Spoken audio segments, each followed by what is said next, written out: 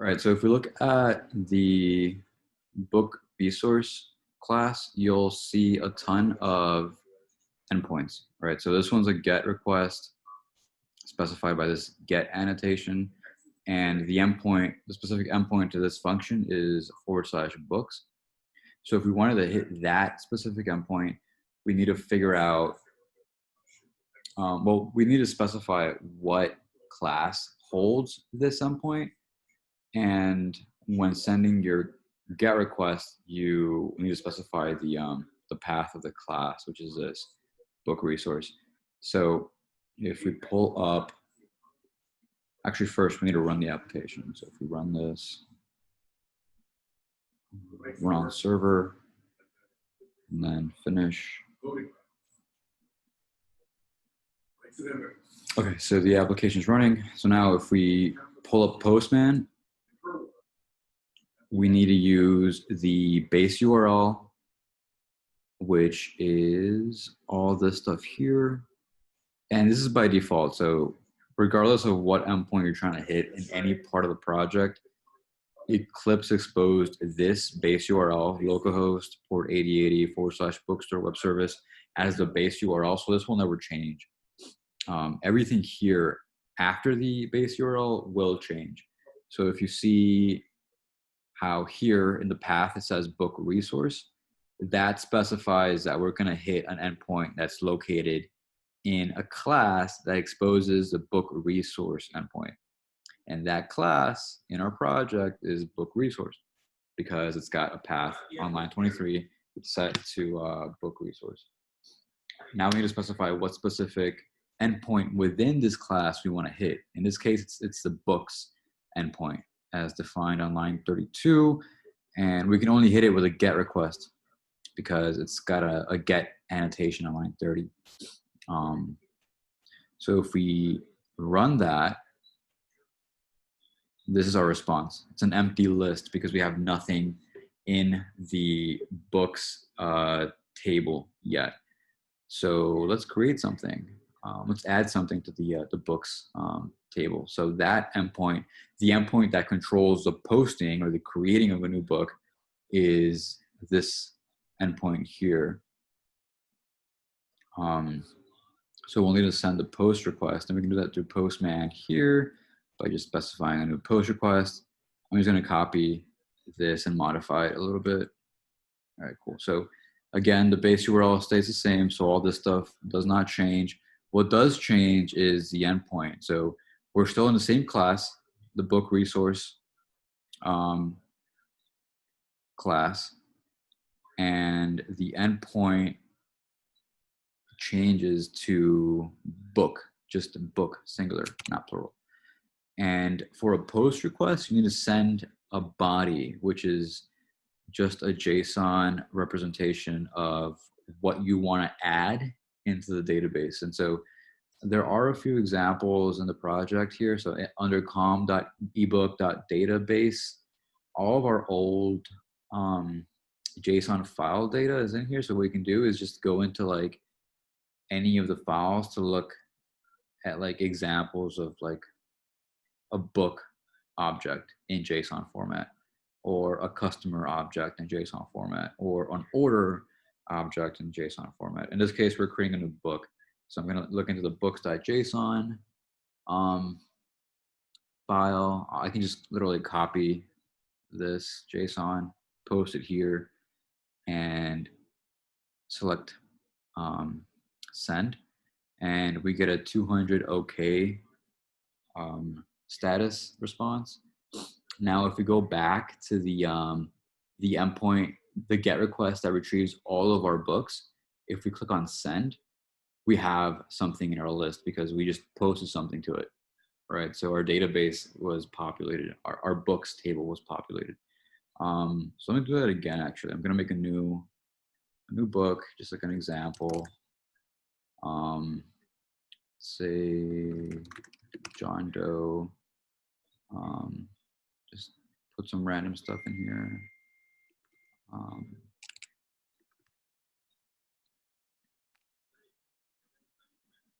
And hit send. Okay, so we just posted or created a new book and this is the data in that book. Now, if I hit get request to retrieve all the books again, we get two books in that list because, again, we just created those two books. So that's how you can test the endpoints. So basically, all we need to do at this point is everything. So all these endpoints here, everything below line 70, I threw in there just because I needed a test to make sure that um, our new database lists were working correctly. And so all we need to do at this point is just move all of these individual endpoints into different files. And I guess these two, the ones that aren't labeled with like specific project requirement numbers. So if we look at the actual project requirements, 1A, for example, is search item database by product. And if you look at the code, I labeled each of these requirements with their specific endpoint. So this one here, this is the endpoint that searches a specific item database by product. So all it's doing is it's looking at the database, it's receiving a product ID in the URI endpoint, and it's retrieving whatever product is in the database that matches that ID. Um, so what you could do is literally just copy this and then just go under com.ebook.resources, right click on that, select new class. And since this class is going to hold all the endpoints that have anything to do with products, maybe it can call something like product resource. The name doesn't matter. You can name it whatever you want. But yeah, just product resource is descriptive enough. So this is fine. So you just finish and you literally just paste in the endpoint. And that's pretty much it. And you do the same thing for all the other endpoints that deal with products. So that one will be moved. Actually, let me just get rid of that here now because we moved it. This one's also an endpoint that deals with products because it retrieves all the products. So this should be moved over here. And we can just delete that. This one also deals with products because it manipulates products. It posts new products. So I'm going to move that over the products, etc. Yeah, we can just delete that there. So all of these endpoints need to be moved to different classes. And again, like they're all labeled with their specific project requirement number. So this one's corresponding to 1B, except by order. So this one's actually an endpoint that manipulates the order table. So it wouldn't go into the product resource class. It would maybe go into a new class called, I don't know, what is it, product? It's order. So it deals with manipulating the orders. So maybe it would be called order resource. Yeah, and then we can just like move this into that class. Just delete it from there, paste it in here. Cool. And one last thing. So each one of the endpoints, every single endpoint makes use of a service. And the service is always going to be the same service that the endpoint pulls data from. So like, for example, if you look at the product resource, all of these endpoints deal with manipulating information in the products table. And the only service that retrieves information from the product table is a product service. So you'll notice how like each one of these endpoints is trying to use something called product service, but they can't find it. That's because we haven't moved it. So we need to move the product service also. So product service has to be a member variable inside of the product resource class. Save that, and that's it. So the very last thing is you'll notice like in Postman, when we were making our requests, we had to specify which class has the endpoint that we're looking to hit. In this case, we were looking to hit the books endpoint, which is defined here and returns all the books, but we need to tell the application where to look for that endpoint. And the application knows where to look for that endpoint by looking at this second to last argument here called book resource. And it matches the book resource path that the whole class was annotated with. So all we got to do here now in the product resource and in the order resource is to add a path.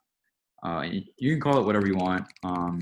It makes sense probably just call it product resource for the product resource and maybe order resource for the order resource.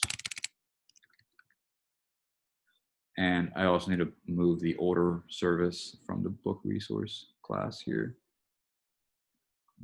Yeah, so copy that and move that here. Cool.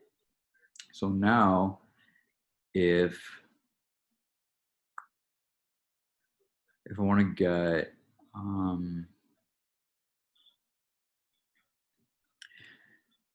now if I want to get like all my products in my database, I can do that with the stuff that the product resource class exposes. So if we pull up Postman now, is my app still running? Yeah, it is. If I pull up Postman, all I got to do is just change my endpoint a little bit. So now we're going to try to hit this endpoint here, get all products. And to do that, it's still going to be a GET request, but we need to hit an endpoint that's located in the product resource class, which means that this has to change because the endpoint we're going to hit is not in the book resource class anymore. It's in the product resource class. So we replace that there. And now we need to specify the route to the specific endpoint within the product resource class that we want to hit. In this case, it's this one here. I want to get all my products. And so the endpoint to that specific function is products. So I'm going to hit send. And let's see what gets returned. We get an error for some reason. Product resource.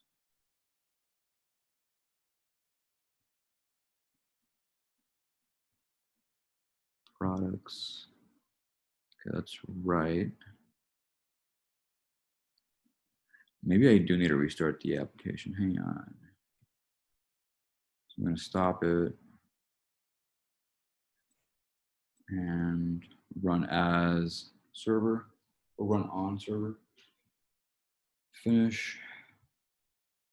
I think it's just having trouble finding the route because I moved it. All right, so now let's try that again. So I'm gonna try to look for all my products. There we go, it works now. So this is trying to pull all the products in the database. And again, our database is just a list of products, a list of books, a list of customer, basically a list of every single one of these. So yeah, it got nothing from products. So now let's create a new product. So to create a new product, we just look at the endpoint that we just pasted in here. It's to be add product or products in marketplace. So that's going to be a post request. Post. And we need to hit an endpoint inside of the product resource class. So that means I got to change this from book resource to product resource. And now I need to specify a specific endpoint that I need to hit, and that would be product. So that's right here, because I want to hit this specific endpoint, which is exposed through the path of product. So just add that, just product. And again, with every post request, you need to specify a payload body. You can do that pretty easily with Postman. And again, for an example of any kind of payload for this product, you can just look at com ebook database. In this case, we're creating a new product, so we need to send a product JSON in the request. I'm just going to copy one of these, paste that here, and click on send.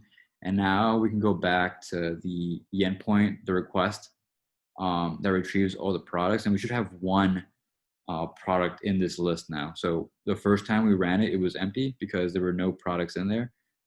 But after our post request, we sent this payload, and it should have created an object that has this exact same data in it.